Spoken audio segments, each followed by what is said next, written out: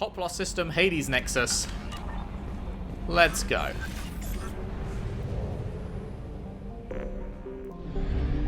Do do do do do do do do do do do do.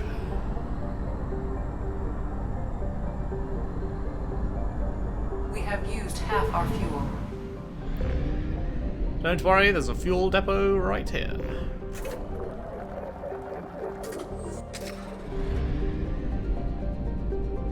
And away we go! If I can spot the actual place. There it is.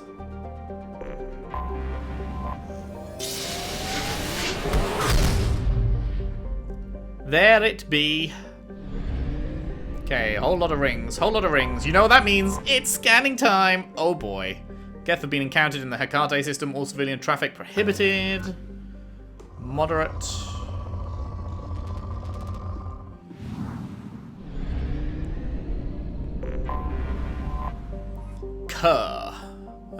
Earth-like temperatures and gravity make it an appealing place to build habitation hideaways, attracting Praetorian slavers and criminals who can't afford more luxurious safe houses on other planets. Its forgiving nitrogen-helium atmosphere makes EVAs possible.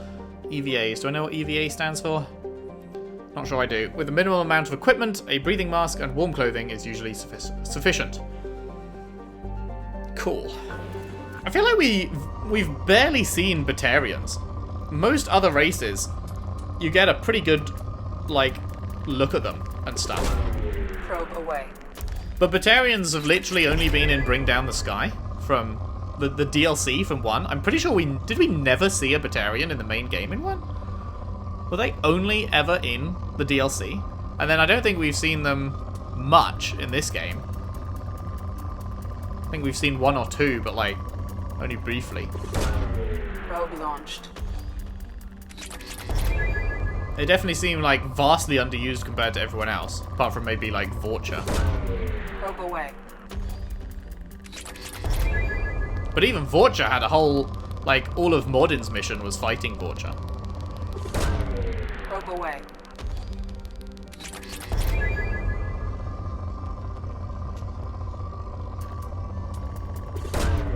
Probe away. Keep probing, probing, probing. Yeah! Keep probing, probing, probing. Come on! Holy fuck, that's one of the biggest spikes I've ever seen. 3,000. Very nice. And they don't stop coming, and they don't stop coming, and they don't stop coming, and they don't stop coming, and they don't stop coming. Hello? Any fucking other spikes on this rich planet? Anywhere at all? Any big spikes? Damn. Planet's run out. It's still rich, but it's run fucking dry of most things. There we go, there's something. That's gotta be it, right? Yeah.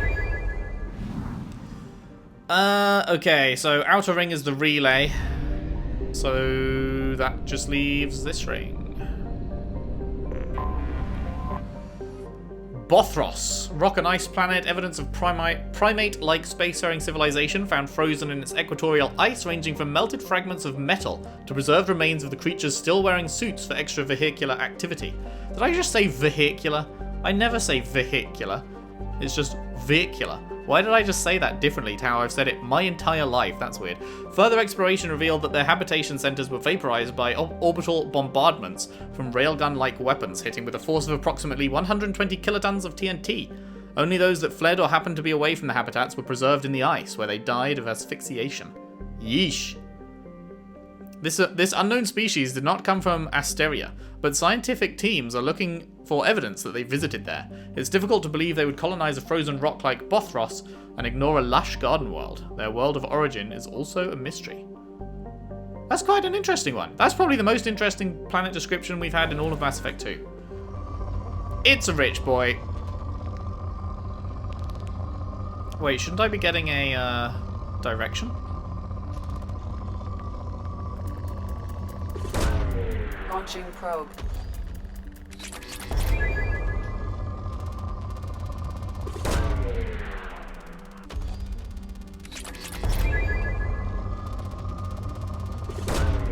Launching probe. Is this just one I have to find myself, I guess?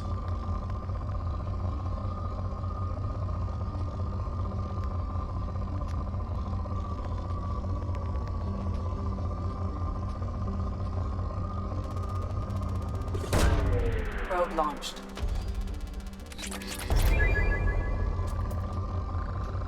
Oh! Fat Ezo stack. Hello! Hello!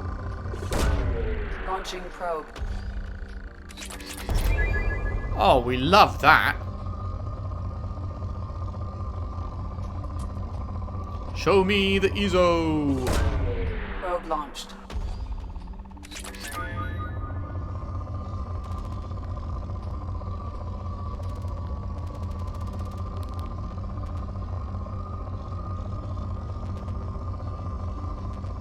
It's down to good now.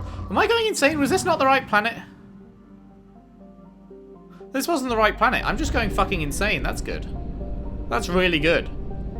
Right, this was the system we jumped to, not the one with the actual thing in it. For some reason I was like, oh, this is the last planet.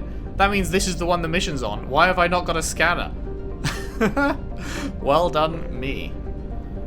Very good stuff. But hey, we got some Ezo out of it, so I guess I'll take it.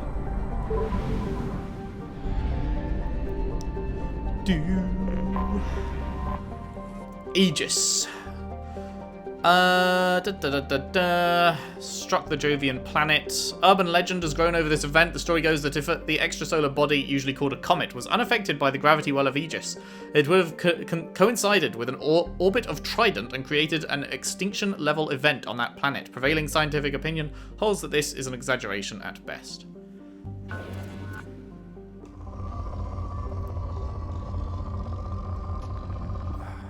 No more. Oh. It's another tiny one. Tidally locked. Largely ignored.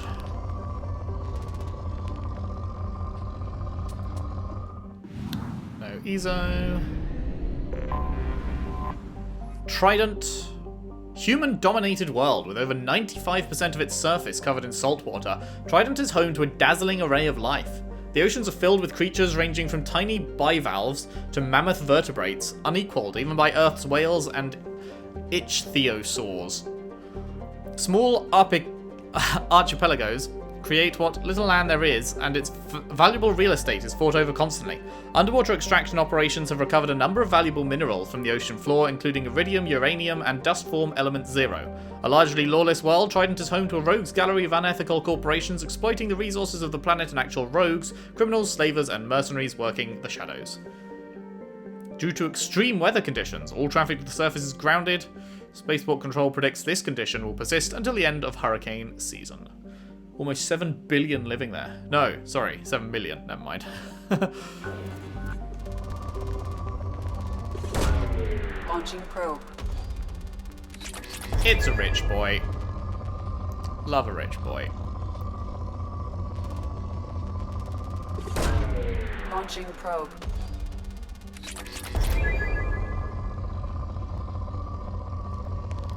I'm definitely over the scanning by this point. It's, I'm doing it out of the feeling of necessity for future upgrades and stuff rather than anything, rather than it being something that I'm like, oh yeah, scanning. But I will say that it remains a very satisfying feeling. The rumble when you find one, and then just the way it shakes and fires down.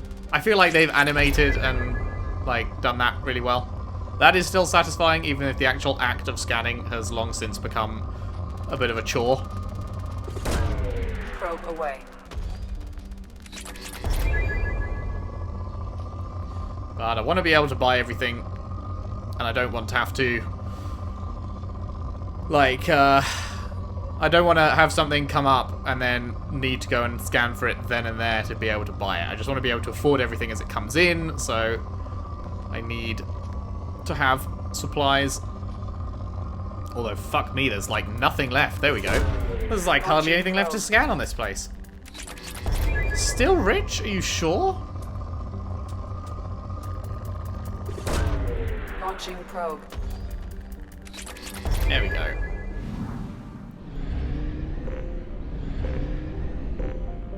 Huh. Makaria, a small rock planet. Fuck all going on. Probe launched. Oh. Spike for me, baby. There we go. Away.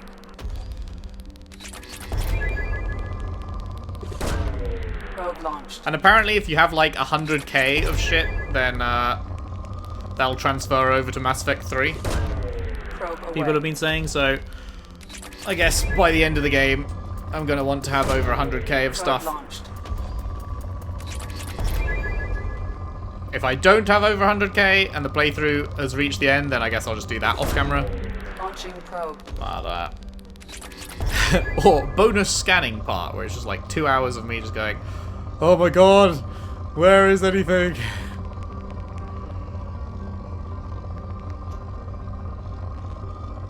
Like now, where is any fucking... There.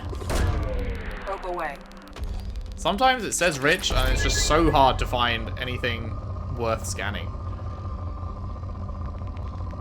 Like that? That's not worth it. That's a waste of a perfectly good probe.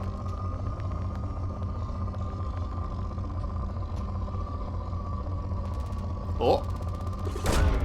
Probe launched. Please be it. Hooray! Okay, there we go. I have detected an anomaly. Coppice. Makara's largest moon, Coppice, is a desolate place with an extremely thin atmosphere. Its crust is largely silica-based, and there are no signs of water. Like its parent planet, its high albedo keeps it from being a total inferno. And when included by Makaria, its temperatures can be nearly tolerable, unlike this place last week. Its low gravity can easily be countered by a vehicular or personal Mass Effect field for comfortable exploration. Probe launched. Holy fuckamoly! That is the biggest spike I've ever seen. That is crazy. Let's see, we're at 82,000, just a smidge over 82,000. Is this going to give me like 4K? Probe away. Scans have found something. Wait, it didn't show me. I didn't think was I over the anomaly place as well? God damn it. I didn't think I was close to the anomaly place. Prothean artifacts detected on the planet's surface. Artifact size is protected by a powerful energy barrier. Scans detect muted mechanical signatures consistent with hidden automated defenses. What are we at now? We are at just a smidge under 86, and we started at just a smidge over 82. So yeah, that was essentially 4,000 from a single scan. That is crazy. I'm really sad that I didn't get to see that tick up. Launching probe. I did not realize I was close enough to the beacon. Probe launched. Wow, that was a ton. God damn it, I always click back instead of close scanner.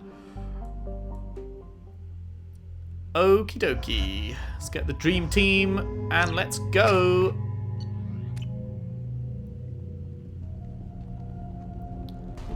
All you need is Garrus and Tali. Da ba da da da. All you need is Garrus and Tali. Garrus and Tali are all you need. Kinetic barrier detected. Kinetic barrier strength beyond conventional weapon capability. Recommend disabling power sources. Aight, 4 generators left. Can't believe they dropped a bubble shield on this thing. Hi. Nice of you to drop by. Guess we're following the cables.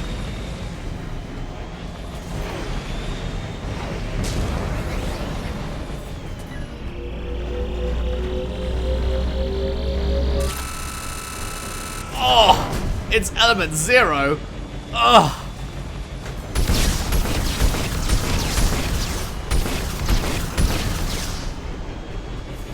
It's amazing.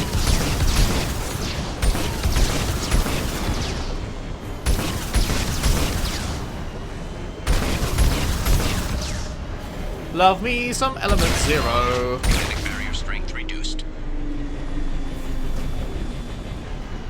Where was that?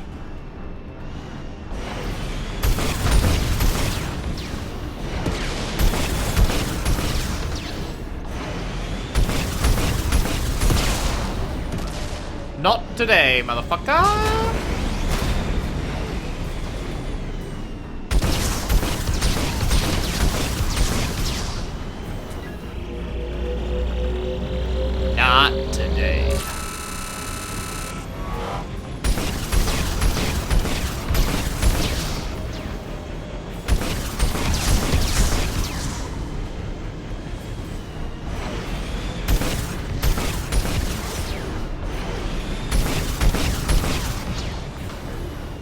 That one really doesn't want to hit.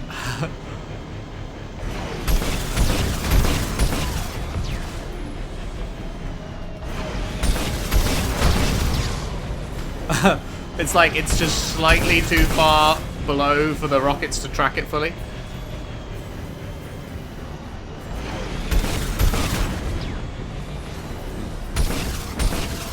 Kinetic barrier strength reduced.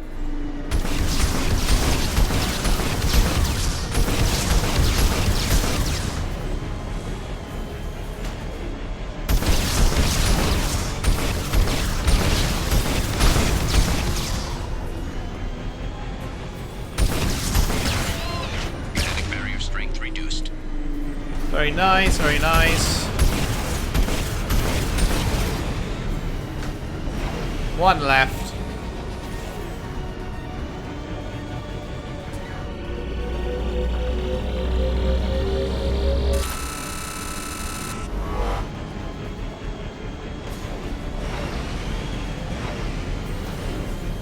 Was there any more scanny boys around here? Ah, there it is. Oh, hello.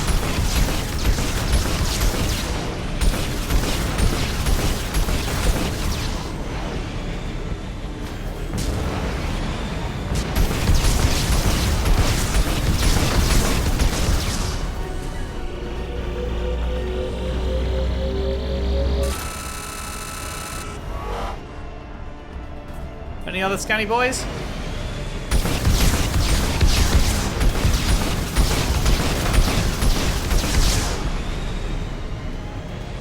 Was there one behind me or something? It felt like I was getting hit there, but not sure where that would have been from. I could have sworn one just came up at the top of my screen. Am I losing the plot? Wait, there it is. There it was. Ah, there it is. Fuck you. Kinetic barrier strength reduced. Reduced to fucking nothing. Kinetic barrier deactivated. Path is clear.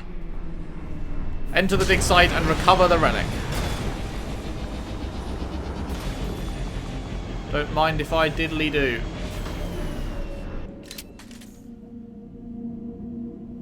Aye.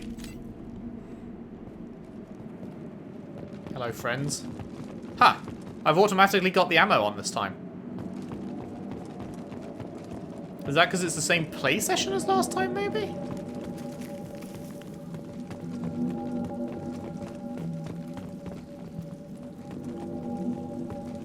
Rip. This site is spectacular. Time, however, has proven to be the real enemy. Even with those Blue Sun thugs hired to protect the dig site, we barely managed to erect the shield before the Geth arrived. How can they know our movements almost before we do? Am I beaming my thoughts directly to them? I must find out how they're doing this. I shall ask Dr. Oloy for whatever help he can provide. Oh, lovely, lovely Ezo. What is that weird noise? Womp womp. Womp womp.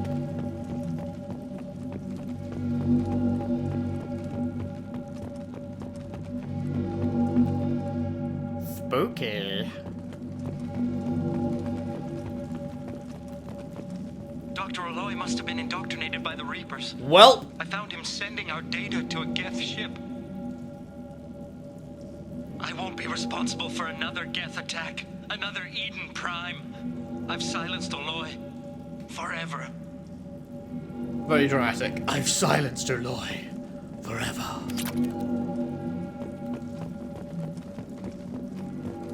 Indoctrination Station.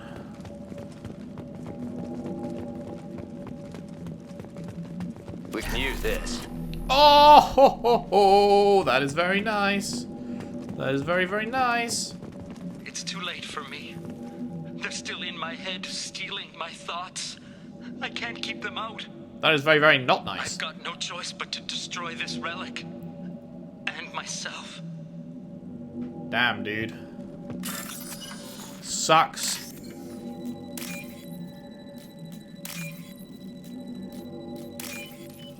Easiest one of my life.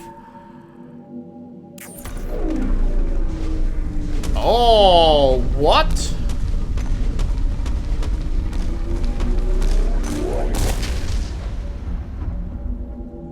All hail. It's a fucking orb. It's like the orb that we got the big old Too late for me. flashback thing. Not my flashback. thoughts. What I would the can't word keep be? them out. Like vision, I guess? I've got no choice but to destroy this relic. And myself. It was right near the end of Mass Effect 1 on a side planet that you never had to go to for any real reason, I don't think. And it was exactly like this.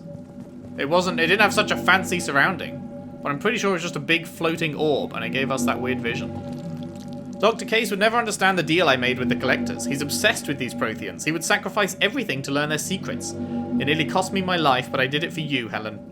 To ensure you remain safe. The damned Collectors agreed to spare your colony in exchange for this Prothean find. I can only hope you remained innocent of any of this ugly business. It was all for you. Welp. Feels bad. I guess he wasn't indoctrinated then?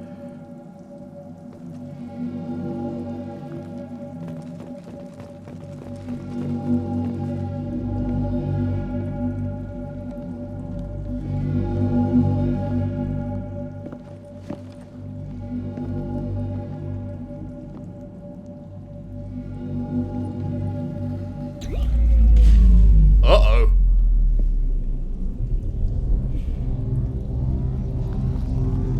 This is fine.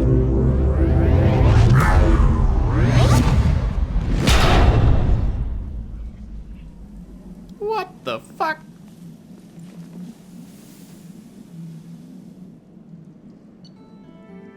What?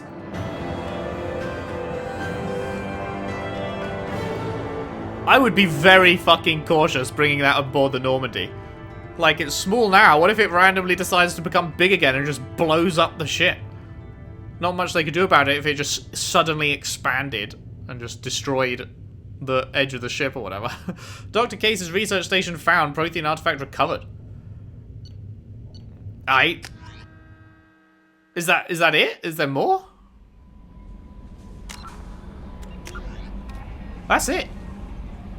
What? What was it? What does it mean? Commander, you've received a new message at your private terminal. It better be a message telling me what it was and what it means. An important request from Mr. Ganak Ejhal Esquire. Dear Sir or Madam, having consulted with my colleagues at the Citadel, I have the privilege to request for your assistance to transfer a large quantity of Prothean technology uncovered at Ilos. Oh. Believing these materials to be a hazardous danger, they were locked in quarantine. Even though the tests revealed that the fears were groundless, the quarantine remains in effect until one can pay for a permit to request a reclassification from the Cultural Ministry. Knowing of your interest in Prothean technology, I would be happy to deliver most of it into your hands, keeping less than half for myself. As a Praetorian, I cannot engage in council official activities, but if you transfer the 20,000 credits required to me, this exchange could be made in your name, enabling us both to profit from this happy accident. Please reply urgently with your credit transfer account information. Best regards, Ganak Ejhal. Right, so that's your grandparent died and left you 20k. Just give me your bank account details and we'll transfer that right on over kind of message, right? The scammiest of scams. Historic discovery. The burst of energy that coincided with your retrieval of the Prothean artifact contained coded information. Most of the data was beyond our ability to track, but the threads we were able to decrypt have provided new avenues for research on energy transfer and biotics. It will keep the scientists busy for years to come. The data indicates that the artifact is currently inert and not dangerous. We wonder, however, that if Dr. Case had more time, would he have unlocked its secrets? We will continue his research. A landmark find for humanity. Good work, Shepard. Guess that's that. Huh.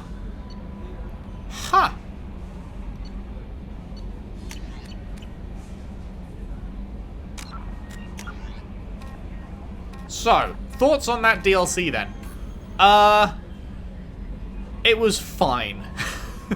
It was fine. It wasn't anything particularly special. I mean, I certainly enjoy the Hammerhead more than the Mako. Although it did die in like 3 shots that one time. It was... Once I knew that you just have to outrange them and then nothing can touch you, there was like no issue there.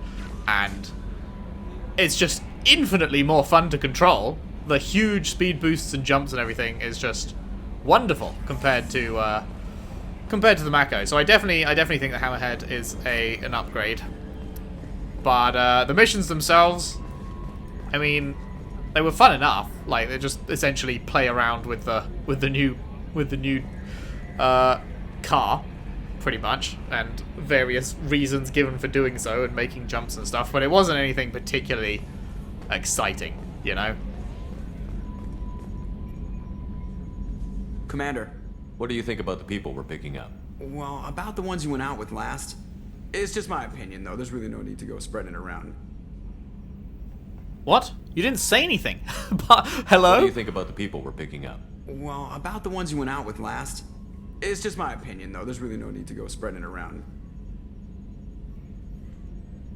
I guess he's given up on giving his opinion. That's it for now. See you, Commander. Weird. Very, very strange. Right. Do. Hello, Kelly. How may I help you, Commander? Is there anything I should know? Nothing right now. Anything else, Commander? That'll be all. I'll be here if you need anything. Good. Right, we have an upgrade to get. Biotic damage 4 out of 5. Bada bing, bada boom. Hyper amp. Let's go. Was there any of these I care about? Not really, right? Because the armor sets are like full sets that you can't remove the helmet for, so I would never use them, so there's no point getting them. This heavy weapon, like, I'm happy with my heavy weapon at the moment. I don't really care about getting this. Assault rifles I can't use, so I don't care.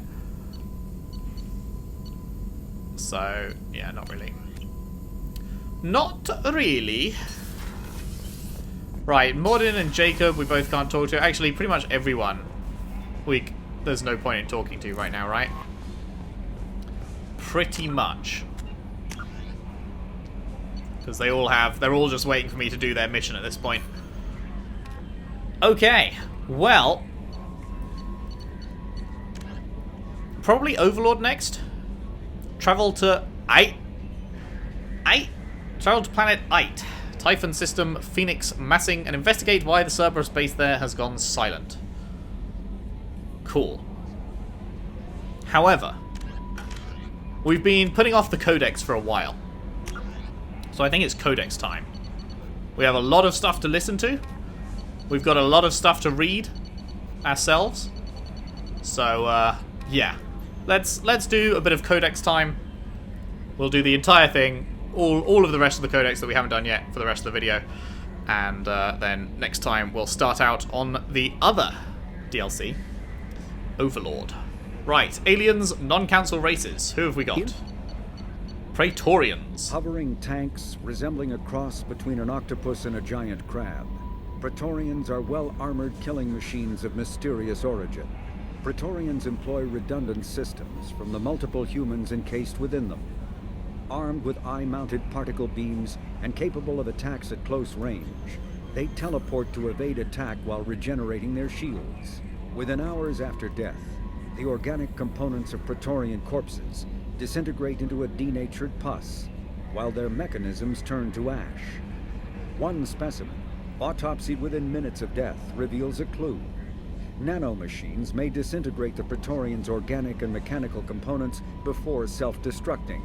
If correct, this self-rendering hypothesis could account for 3 documented cases of dead Praetorians apparently releasing or becoming clouds of neurotoxic gases, causing suffocating paralysis and nearly instant death.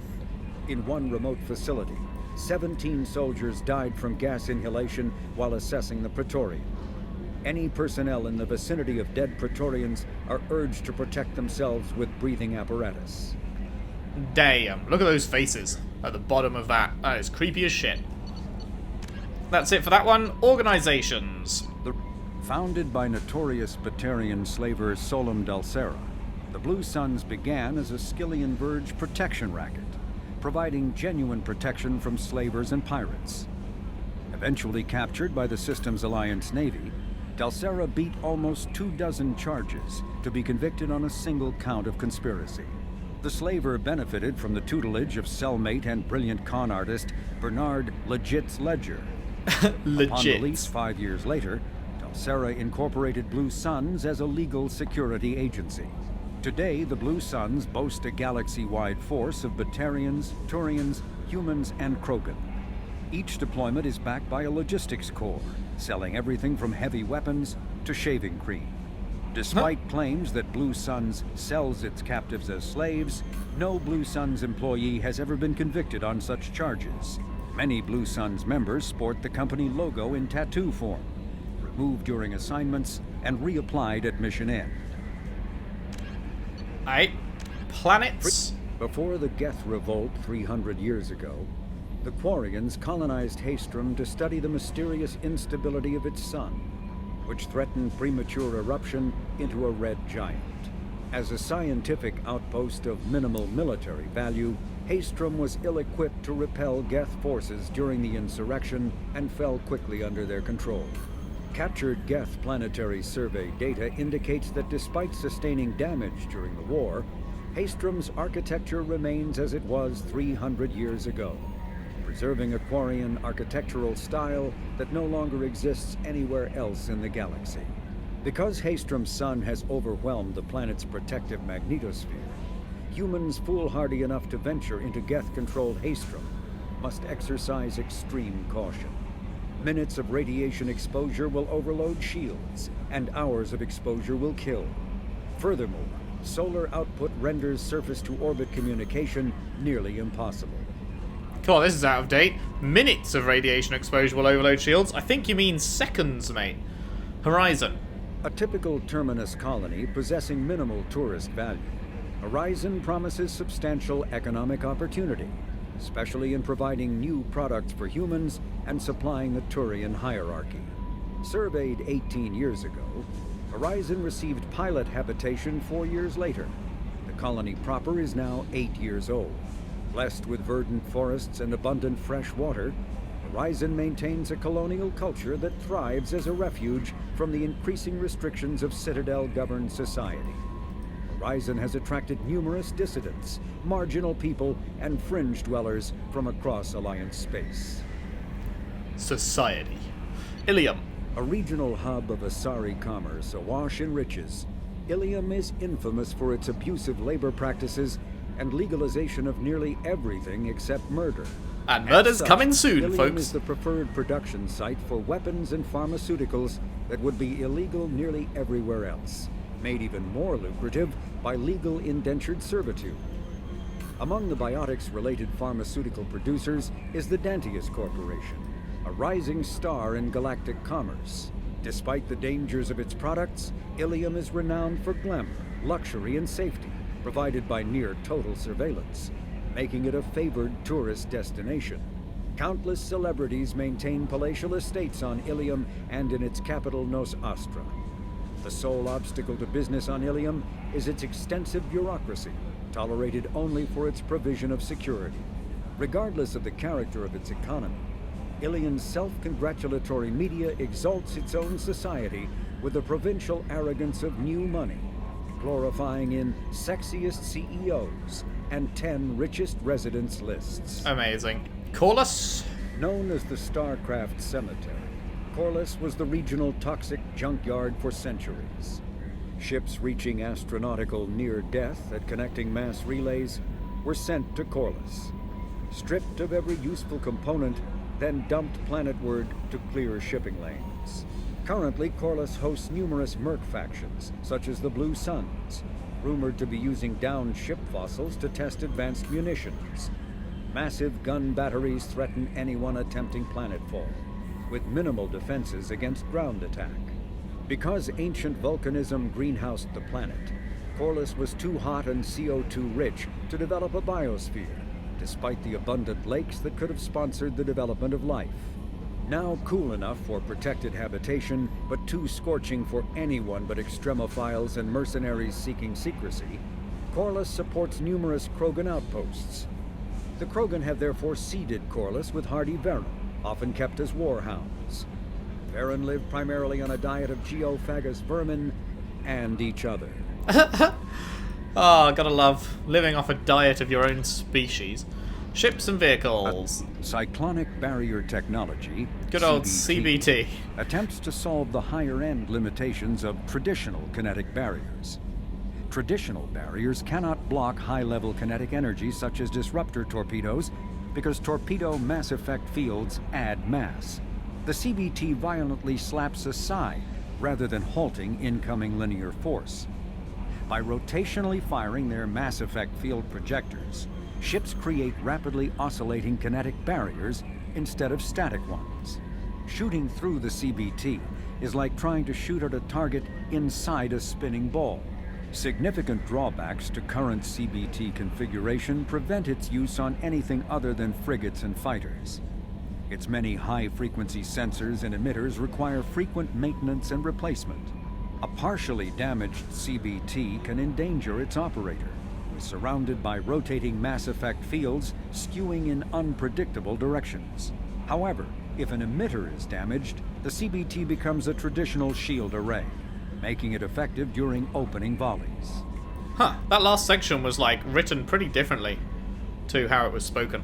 I wonder why, because like obviously the person reading it was given the script that said that, and I mean the content was pretty much the same, it was just the words that were different. So was he like just ad-libbing it to put his own, just putting it into his own words a bit? Or did they, for some reason, record the dialogue and then go, let's rewrite the script a little bit, and we'll put the rewritten one in there? I wonder what the thought process behind that was. What have we got the here? The Collector's particle beam weapon is strangely crafted, possessing few moving parts, lacking any obvious means for disassembly, and containing organic parts. The amount of energy required to create a destructive beam is several orders of magnitude more than the energy required to launch a physical projectile at high velocity via a mass effect field. Lacking any clear ammunition or fuel source, the device likely uses heat sinks or compensators to maintain firing during sustained combat. Current Cerberus efforts to understand the technology and replicate it have failed. We can all thank God for that.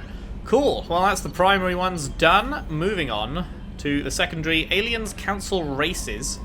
Probably Ardat Yakshi is the new one here, right? Anything else? Yep, it was Ardat Yakshi. Man, I wish it would keep flashing new until you actually moved off of it instead of when you move onto it. Ardat Yakshi, Demon of the Night Winds, are Asari suffering from a genetic disorder preventing conventional melding of nervous systems during mating. Instead, Ardat Yakshi electrochemically ravage their partner's nervous systems, in extreme cases leaving victims as vegetative invalids or corpses. Asari psychologists regard this incapacity for mental fusion as preventing the development of empathy, leading to psychopathy. There is no known cure. The disorder generally begins in infancy, reaching full pathology during maiden adolescent sexual development. While seductive and sexually driven as other Asari, Ardat Yakshi are congenitally sterile. Sorry, I was aiming for cognitively. I was like, well, that doesn't make sense. Ancient Asari mythology held Ardat Yakshi as gods of destruction, depicting them as villains of countless legends and as the anti-heroes of numerous Asari epics. Man, it must be really scary for young people that fancy an Asari and then they're like the first person to get with them, because I guess you'd have no idea that you are an Ardat Yakshi until you have sex with someone and they die. So if you're the first, that's you're playing with fire potentially there. Contrary to popular belief, Ardat Yakshi are neither extremely rare, around 1% of Asari dwell on the AY spectrum, nor are they all murderers. Most cultivate and discard countless exploitative or abusive relationships during their legally marginal lives. Despite rumours of Ardat Yakshi syndicates, by nature Ardat Yakshi are incapable of long-term cooperation. As a disproportionately wealthy species, Asari employ their economic reach and media ownership to hide the AY pathology from the galactic community, placing most Ardat Yakshi in monitored work programs or seclusion. Only the most aggressive cases are sentenced to sanitaria and prisons, or to the execution lists of Justicars. Non-council races. We probably didn't read Collector General, because that was first seen on Horizon, and we hadn't listened to the Horizon one, so let's read this. Cerberus xenobiologists believed until recently that the Collectors were coordinated by a biotically active caste, similar to other insectoid alien species. New evidence suggests the Collectors have a singular commander, a so-called Collector General, that has never been seen on the battlefield. Instead, it selects its minions as remote platforms for its consciousness, in a process that has been likened to a biological hack or a cybernetic version of demonic possession.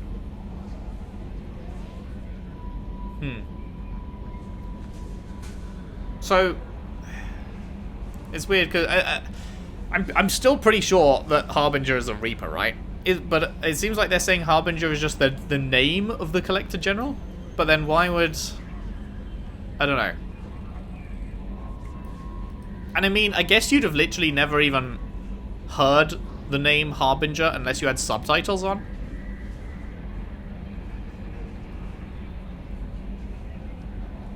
Because I don't think anyone's actually mentioned it, right? I don't know. The Collector General can send a secure signal to any one of its minions, smoothly take control of their motor functions, and awaken their previously dormant biotic potential. In a matter of seconds, even the lowliest Collector drone can be upgraded to a battle-hardened biotic commander. If the Collector dies, the General can simply activate and control another body. Post-mortem analysis reveals that this command signal relies on cybernetic implants directly installed in the Collector's cerebellums, but how the technology functions is presently unknown. Coordinating sensory input and motor functions simultaneously with remotely amplifying biotic abilities is beyond the grasp of current human science. Why such an advanced species would be interested in humans is puzzling. More disturbing still, victims of the Collectors say the General has spoken to them and referred to itself by a human name, Harbinger. Ah, speak too soon. There we go. There's the first actual mention of Harbinger, I think. Drell biology. Drell are omnivorous reptile-like humanoids with an average lifespan of 85 galactic standard years. Oh my god, it's an alien species with a lifespan similar to our own? Madness. Everyone's like, oh yeah, we live for 40 years or we live for 1,000 years. And there's like very, very few that seem to have a lifespan.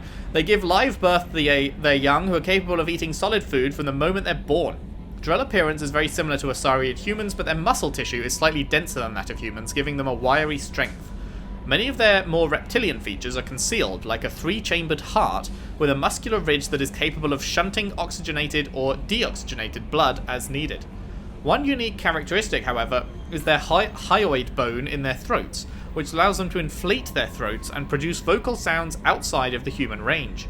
Would-be assassins have noted that these two features make Drell extremely hard to strangle or suffocate. Because the Drell ancestors emerged from arid rocky deserts, the humid ocean-covered Hanar homeworld of Karji proved tolerable only when the Drell stayed inside a climate-controlled dome city.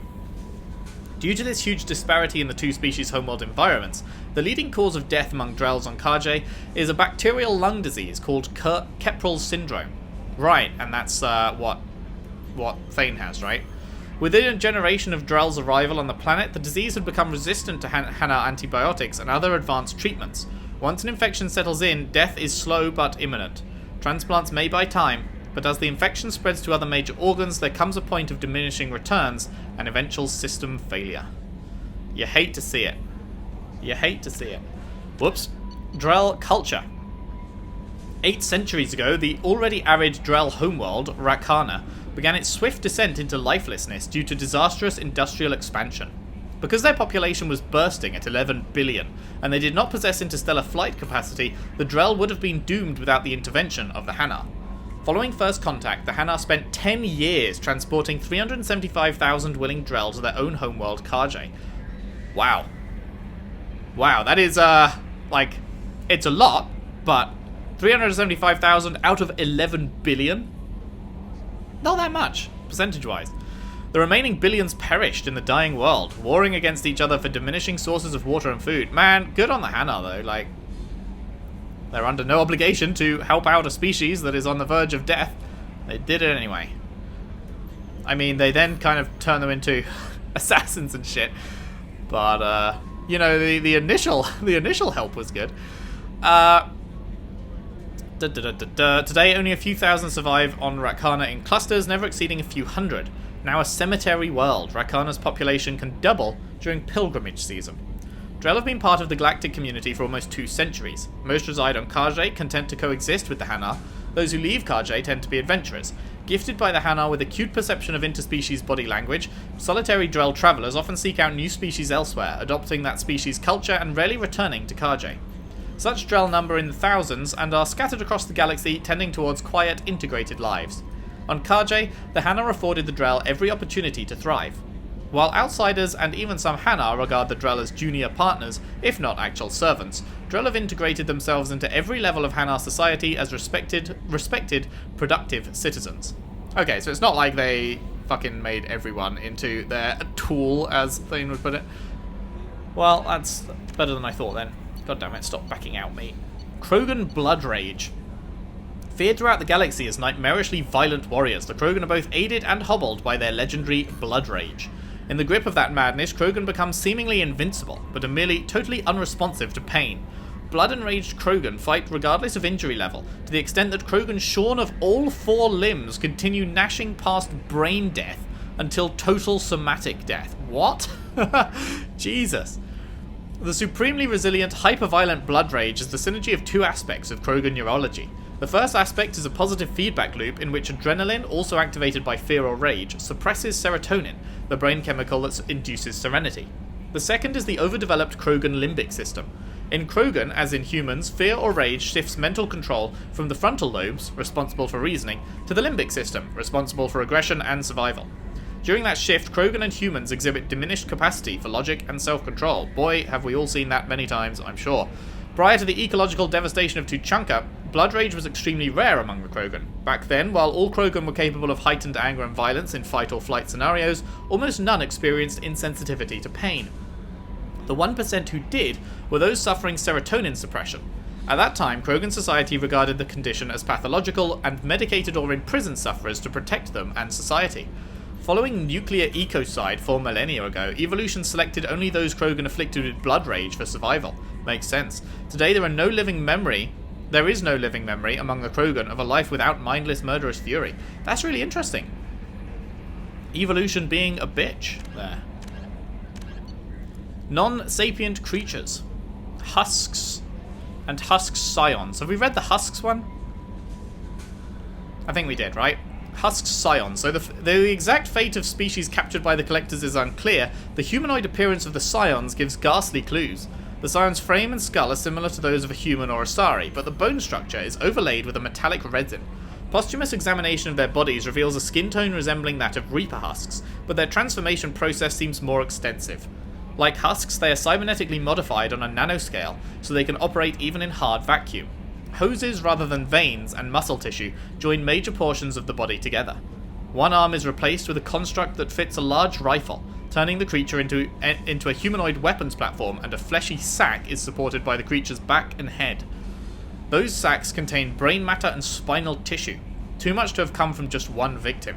This indicates Scions are an amalgam of several individuals, with one primary victim providing the frame and several secondaries providing the flesh, for a decentralized, semi-mechanical nervous system.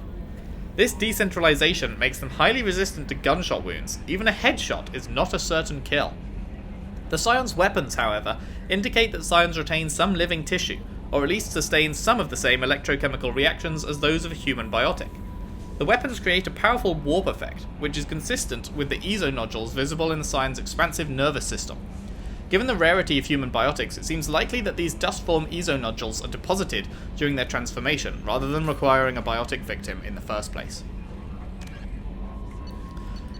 Arrival, the Reaper's Secrets. This is the DLC. This is the DLC thing. Nothing is impossible, says the Hegemony propaganda poster that depicts a muscular Praetorian miner under an arrow-topped sky, his rebreather held away from his face as if he's just taken it off. The image sums up millions of man-hours of labour on the Praetorian planet and represents or misrepresents much of its history. Wait, is Arrival going to be about Praetorians as well? That'd be quite funny, if the Praetorians barely feature in 1 or 2, but they make DLCs that are, like, focused on them. 2 decades ago, Aratot, like several planets in the Skyllian Verge, was claimed by both human and Praetorian governments, but the Alliance backed out after learning about the atmosphere's dangerously low pressure and oxygen levels. Instead, they concentrated their colonial efforts on planets that could support human life without the aid of doomed habitats and rebreathers. Human governments saw it as a wise move, Praetorians saw it as cowardly. The Praetorians rose to the colonization challenge, shipping in large numbers of labourers. They took the high financial costs and casualties due to accidents or logistical snafus in stride. Large-scale dumping of cyanobacteria has increased the oxygen in the atmosphere by a fraction of 1%, and a modest increase that the hegemony trumpets as a sign of their eventual victory. Short-term profits on Aratot are largely made in the minerals sector through mining the extremely metal-rich planetary crust. The dark side to the mining, does not appear on the propaganda poster. The majority of labourers are indentured servants or slaves. Aratot is rumoured to have military bases on its surface and throughout its solar system, though details are heavily restricted by the hegemony's Ministry of Information Control. Human merchant ships rarely come to the planet, outcompeted by local companies that benefit from heavy economic protections. The average Aratot citizen only sees humans on the news, usually featured in stories of trials and executions of accused spies. Planets and locations. The Migrant Fleet. The flotilla, or the Migrant Fleet, is a fleet of roughly 50,000 starships that houses over 17 million Quarians. The largest collection of starfaring vessels in the galaxy, the fleet is so large it may take days for all the ships to pass through a mass relay. The ships are constantly repaired, replaced, and upgraded to comfortably house as many Quarians as possible. Typically, ships specialise in roles for the fleet, from the enormous agricultural live ships to the shielded lab ships to the repurposed freighters known as home ships that house Quarian children, young parents, and educators. Employed Quarians typically live in the ship they work on, since commuting from ship to ship ties up resources with unnecessary docking procedures. Even within the flotilla, Quarians on most ships will remain encased in their protective suits. Rarely, Quarians will meet on clean ships for specific purposes such as medical services or reproduction.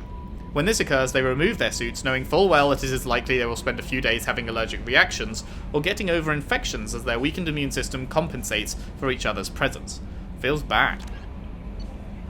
Feels very bad. Ships and vehicles.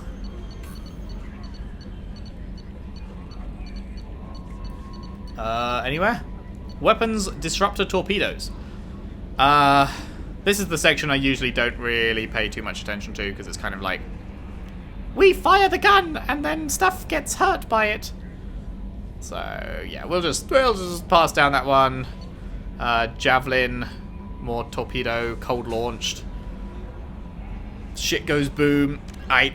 Special vehicles, the Hammerhead. The M44 Hammerhead infantry fighting vehicle is a highly maneuverable Mass Effect assisted armoured vehicle. Using 3 solid fuel rocket thrusters instead of wheels, the Hammerhead hovers over the battlefield at up to 120 km per hour, allowing it to maintain formation with swift armoured units, skim across calm water, and even leap terrain obstacles. Backup micro boosters guarantee locomotion, so even destruction of the 2 main thrusters leaves the vehicle capable of full mobility. The Hammerhead retains most features of interplanetary fighting vehicles, an airtight interior, 360-degree kinetic barriers, and a guided missile system, ensuring accuracy during even aggressive maneuvering. Its electronic countermeasures extend to laser detection, chaff, active thermal masking, and ground-penetrating weapons-sniffing radar. The Hammerhead's navigational control emulates that of tanks, so tank drivers can operate Hammerheads without additional training. Factory-issue Hammerheads therefore have no altimeter, or similar sensors, and are best used at the standard cruising altitude 2 meters off the ground. And that's it. There we go. We are up to date on the Codex. It has been a bit of a while since we did that, so it's good to get that backlog of Codex stuff cleared. And yeah, that'll be it for this time. Next time we will start on the Overlord stuff. What did that say again? A Cerberus station on the planet Ite has gone off the grid. The Odysseus man has requested assistance investigating the situation. Cool. Will do. There we have it. Thank you very much for watching. If you've enjoyed, if you could leave a like and subscribe if you haven't already. Share the videos around, share the playlist around if you can. I would really appreciate that. And I'll see you next time for more Mass Effect 2. Thanks for watching. See you then.